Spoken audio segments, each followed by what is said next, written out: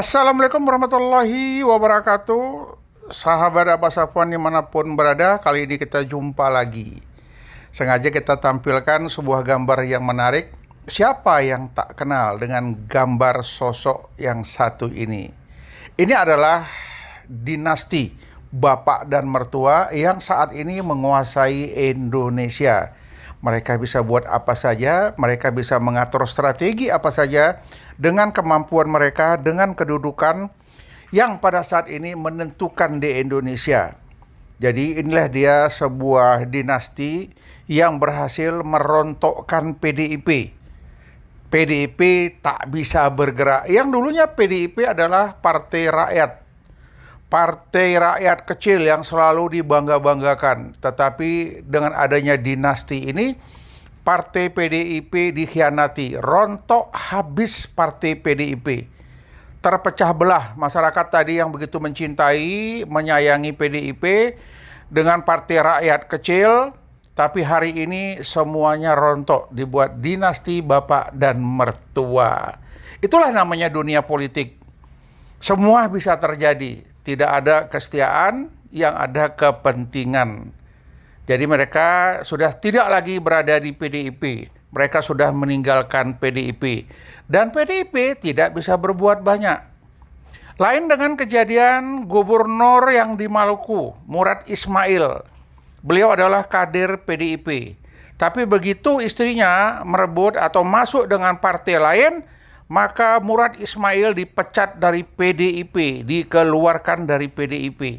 Tidak lagi menjadi anggota PDIP. Tegas. PDIP memang saat itu tegas. Tetapi pada saat kena di dinasti bapak dan mertua, di sini PDIP lemah.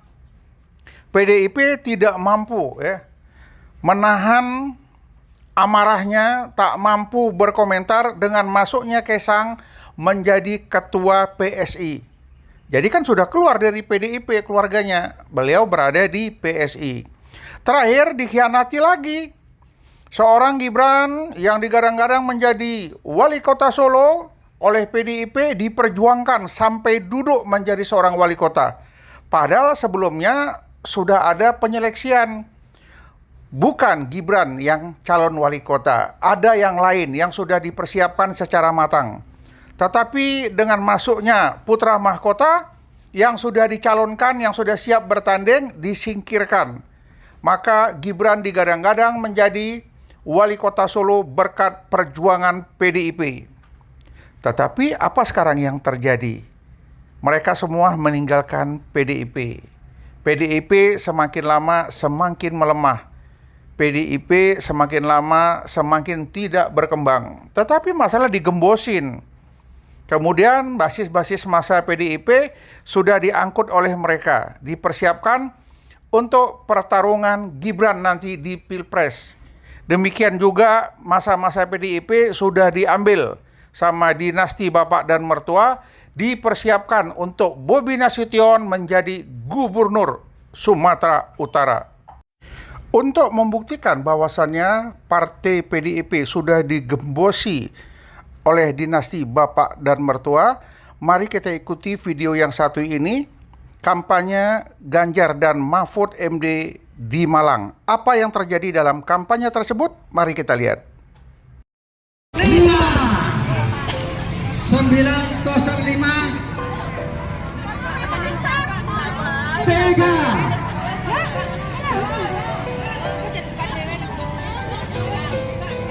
905, ada dari sebelah kiri panggung.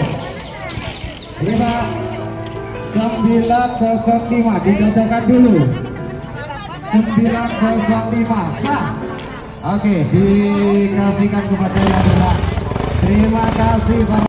Ya, itulah tadi yang kita lihat, PDIP sudah digembosi sama dinasti keluarga tadi.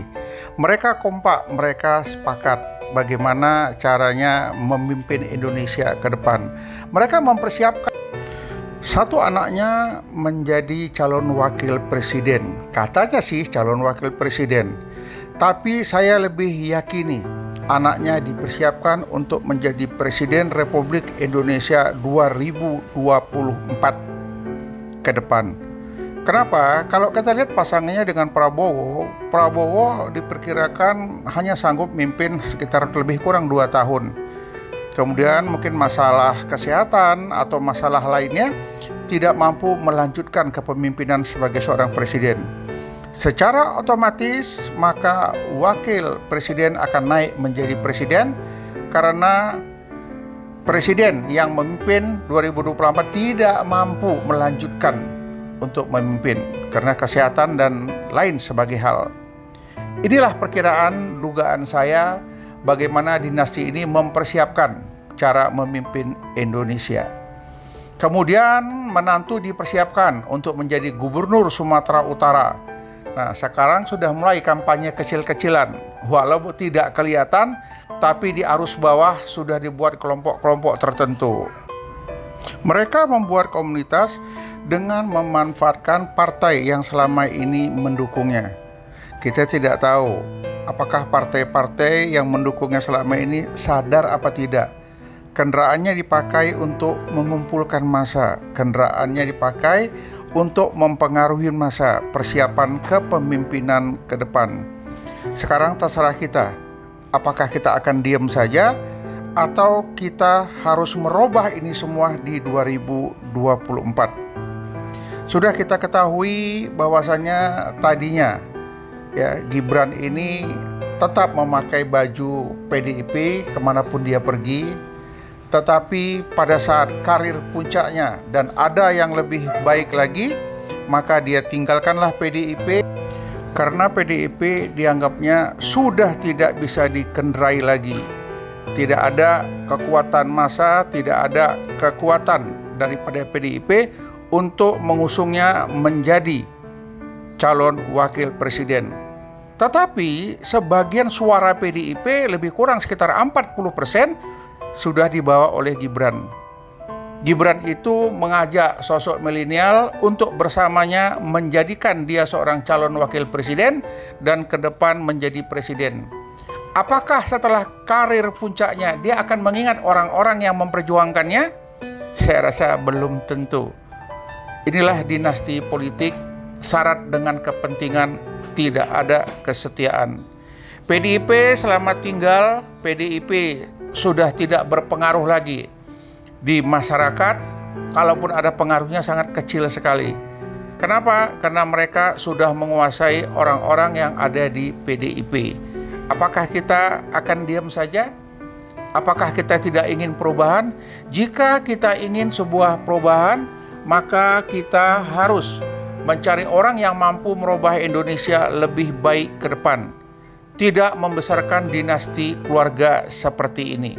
Mari berpikir cerdas, mari berpikir maju. Kita harus mempersiapkan orang-orang yang mampu membawa perubahan untuk Indonesia lebih baik ke depan. Tidak memelihara dinasti keluarga. Mungkin inilah yang dapat saya sampaikan. Kita ketemu lagi pada video-video berikutnya. Terima kasih. Assalamualaikum warahmatullahi wabarakatuh.